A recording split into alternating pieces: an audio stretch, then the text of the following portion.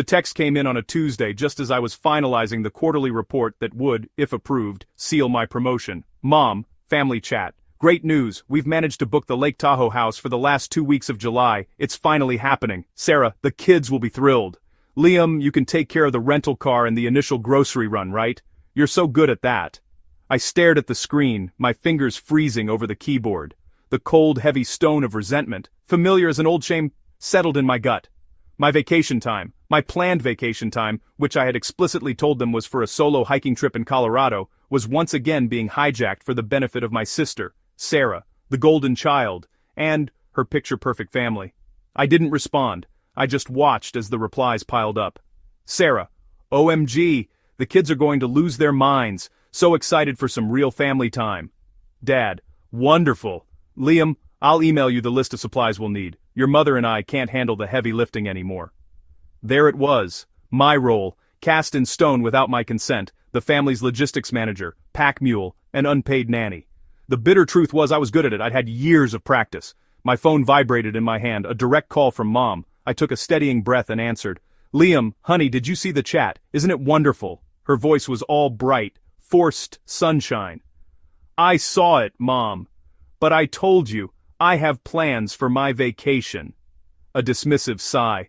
Oh, Liam, those solitary trips are so lonely. This is family. This is what's important. Sarah and Mark need this. Those kids are a handful, and you know you're the only one little Chloe will listen to when she has a meltdown. Because I'm the one who's always there to deal with her meltdowns, I thought, the anger a sharp hot needle in my chest.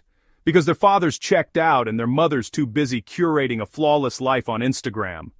It's just a few chores, Liam, Mom continued, her tone shifting to placating. You're so much more capable than the rest of us. We rely on you. That was the hook, wasn't it? The validation that was really just a leash.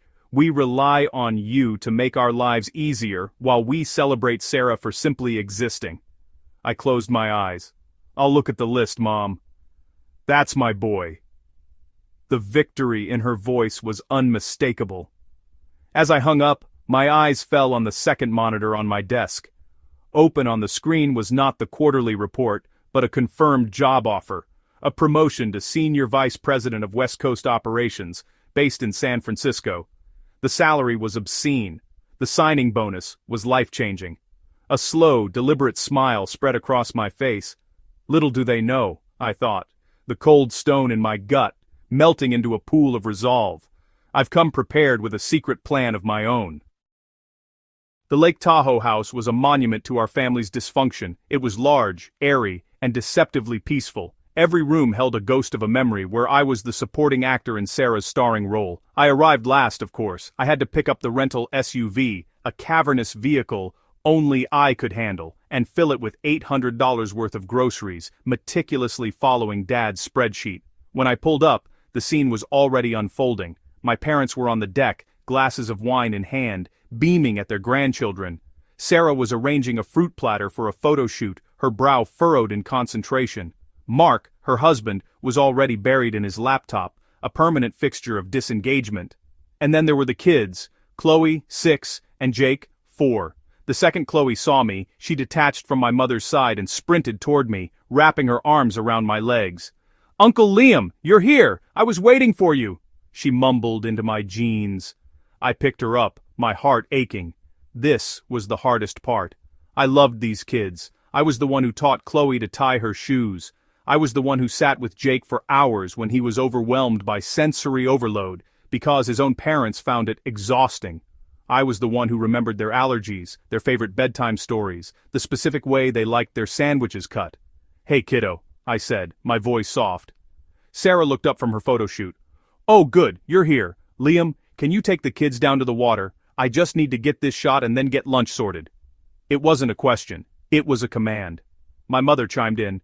"Yes, that's a wonderful idea. Give us all a little break." A break from what? I wanted to scream. From drinking wine? From arranging grapes? The old mantra, born from 1,000 such moments, echoed in my head. Can't take care of your kids? Don't have them. But I just nodded. Sure. For the next 2 hours, I was on duty. I applied sunscreen to wriggling bodies, carried Jake on my shoulders, and built an elaborate sandcastle with Chloe. I watched my family through the lens of my newfound resolve. Sarah posted her picture and then scrolled on her phone. My father dozed off. My mother started prepping dinner, but soon called for my help with the heavy pots and to light the grill. I was the invisible engine of this vacation, the grease in the gears. Without me, the whole picturesque machine would grind to a halt. That night, after I'd read 3 bedtime stories and negotiated a glass of water for a stalling Jake, I collapsed onto the couch. My body ached, but my mind was clear, sharp as a blade. My phone buzzed. An email from HR. The final contracts were ready for my digital signature. The start date was 2 weeks after this vacation. I hit reply. Thank you. I will review and sign tonight. The revenge wasn't about hurting the children. It was about finally letting the consequences of their own incompetence and selfishness land squarely on the shoulders of the people who deserved them.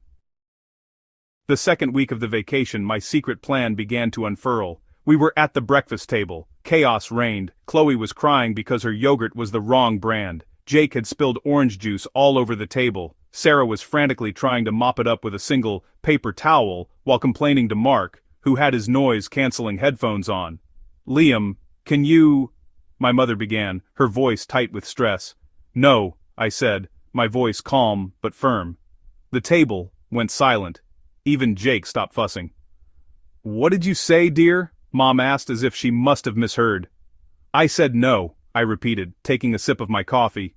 "I'm going for a hike this morning. I won't be here to manage the kids or run to the store for the specific brand of yogurt Chloe supposedly needs." Sarah stared at me, her mouth agape. "Liam, what's gotten into you? We need you." "Do you?" I asked, looking directly at her. "Why?" "They're your children, Sarah. You figure it out." The shock in the room was palpable. I was breaking the unspoken contract I had upheld my entire adult life. I went on my hike. It was glorious. For the first time in years, I breathed air that wasn't thick with obligation and resentment. When I returned 3 hours later, the house was a disaster zone. My mother looked frazzled. My father was hiding in the garage. Sarah was red-faced and yelling at a sulking Mark. They had tried to take the kids to a mini golf course, and it had been a catastrophe. They'd forgotten the sunscreen, the snacks, Jake's comfort toy, and had no plan for his sensory issues in a crowded place. They'd come back defeated. My absence, for just one morning, had revealed the fragile house of cards our family dynamic was built upon, and I was no longer willing to be the card holding it all up. The final night of the vacation arrived. We were supposed to have a big family dinner. Instead, a tense silence had prevailed all day. My act of defiance had thrown the entire system out of balance. We were cleaning up after a miserable, quiet meal. My mother was washing dishes, her shoulders slumped. Sarah was trying to herd the kids toward bed, her voice shrill with exhaustion. "Liam, a little help?" she snapped, grabbing a struggling Jake. I finished drying the plate in my hand and set it down carefully. "Actually, I need to talk to everyone." They all turned to look at me, a mixture of annoyance and confusion on their faces. "What is it, son?" my dad asked, his tone weary. "Can it wait until morning?" "No," I said, my voice steady, though my heart was hammering against my ribs. "It can't."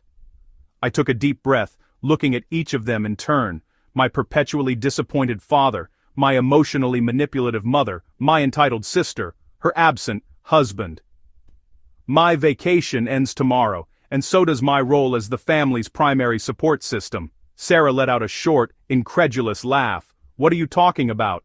"I'm talking about the fact that for the last 10 years, I have been the one running your errands, fixing your problems, and practically raising your children," I said, my gaze locked on her.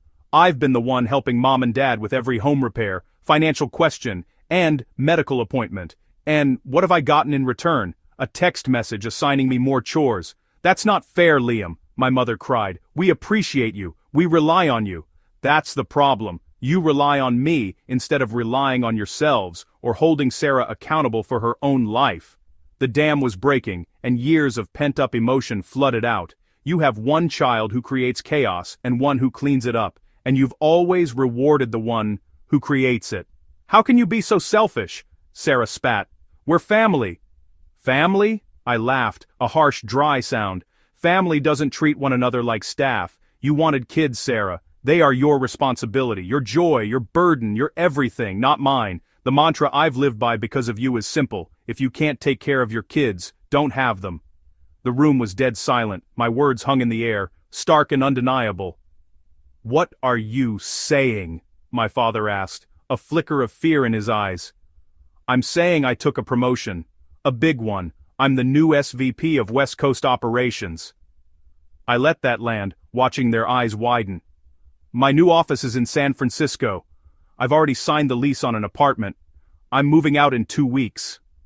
The shock on their faces was the most honest emotion I'd seen from them in years. You can't just leave, my mother whispered, her face pale. Watch me, I said softly. The rental car is in my name. I'll be dropping it off at the airport tomorrow. You'll need to arrange your own transport home. Consider it your first lesson in a world where Liam isn't your safety net. I turned and walked out of the room, leaving them in the wreckage of their dependency. I felt a tremor run through me, not of guilt, but of profound, earth-shattering clarity. It was over. The betrayal I had felt for years had been answered not with a scream, but with a quiet, decisive action. My revenge was not malice. It was my freedom, and as I packed my bag that night, the only sound was the peaceful silence of a future that was finally, unquestionably, my own. The morning of my departure dawned bright and cold. The air in the house was colder still. I had packed my bags the night before, and they stood by the front door, sleek and compact, like soldiers ready for a new campaign. The rest of the house was a mess of suitcases, half-eaten cereal bowls, and the underlying tension of a bomb that had already detonated. I made a single cup of coffee for myself, moving through the kitchen with a detached efficiency.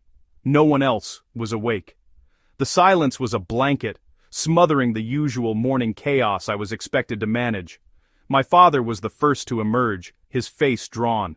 He looked at my bags, then at me. The reality was finally sinking in. So you're really doing this, Crying always asked, his voice gravelly with sleep and something else, maybe regret. I am, I said, not looking up from my coffee. Your mother, she's very upset. I finally met his gaze. I've been upset for a decade, Dad. You just never noticed because I was too busy being useful. He flinched, and I saw a flicker of it then. The clarity I had found was beginning to reflect back at him, and it was painful to look at. He opened his mouth to speak, but no words came out. What could he say? The ledger of our family's efforts was laid bare, and his star child was deeply in debt. The rest of the household stirred to life with a frantic, disorganized energy. Chloe, sensing the upheaval, immediately started crying for me. The sound clawed at my heart, but I remained steadfast. This was the necessary pain, the withdrawal symptom. Sarah stormed into the living room, her phone in her hand. There are no rental cars available. Nothing. How are we supposed to get to the airport? I zipped up my jacket. I'm sure you'll figure it out. That's what adults do. Liam, this isn't funny, she shrieked, her face mottled with rage and panic. You can't just abandon us here. I'm not abandoning you, I said calmly, picking up my bags. I'm leaving my vacation. You are all fully capable adults. You'll call a cab, or an Uber, or rent a car from a different company. The solutions exist. You're just not used to having to find them yourselves. My mother appeared at the top of the stairs, her eyes red-rimmed. Liam, please, don't leave like this. We can talk about this. We'll do better. It was the plea I had waited for my entire life. And now it was too late. I hope you do, Mom, I said, my voice softening for the first time. I genuinely hope you do, but I won't be here to see it. My flight is at 1. My new life starts now. I looked at each of them one last time. My father, defeated and old. My mother, a ghost of her manipulative self. My sister, a tornado of helplessness she had finally created for herself. I felt a profound, startling pity. They were trapped in a prison of their own making, and I was simply walking out of the open door they never realized was there. I knelt down to Chloe's level. Be good for your mom, okay? I whispered, my throat tight. She nodded, tears streaming down her cheeks. I hugged her, and for a moment the old guilt threatened to swallow me whole. but I let it pass. I was not abandoning her, I was forcing her parents to finally step up. Without another word, I walked out the door. The click of the latch behind me was the most definitive sound I had ever heard. I loaded my bags into the rental SUV, got in, and started the engine. I didn't look back at the house in the rearview mirror. I was only looking forward. Chapter 6 months later. San Francisco was draped in a soft morning fog that blurred the sharp edges of the skyscrapers. From the balcony of my high-rise apartment, I sipped my coffee, watching the city come to life. The silence was mine, the peace was earned. My phone buzzed on the glass table. It was a photo in the family chat, a rare one without me in it. It was from my mother. It showed Sarah, looking tired but genuinely smiling, helping Jake build a Lego castle. The caption read, "Jake's masterpiece. So proud of this little builder and his mom." I felt a small, genuine smile touch my lips. It hadn't been easy for them. The first month was a torrent of frantic calls and guilt-tripping texts. I had let them all go to voicemail. I'd responded only to essentials, with brief, unemotional replies. My father had to learn to use a ride-sharing app. My mother had to hire a handyman. Sarah and Mark had to actually parent their children. And in doing so, they'd stumbled, fumbled, and eventually begun to find their footing. The dynamic had been forced to change because the one variable they had always depended on was gone. My revenge was never about harming them. It was about removing the crutch so they could learn to walk on their own.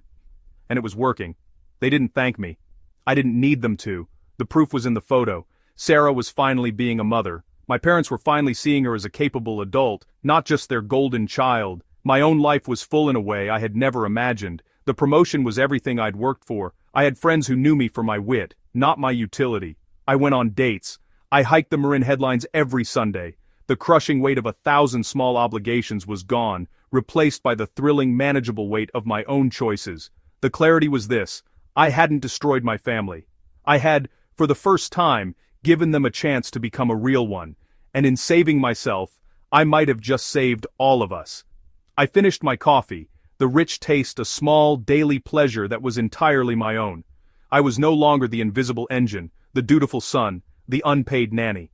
I was just Liam. And for the first time in my life, that was more than enough. The end.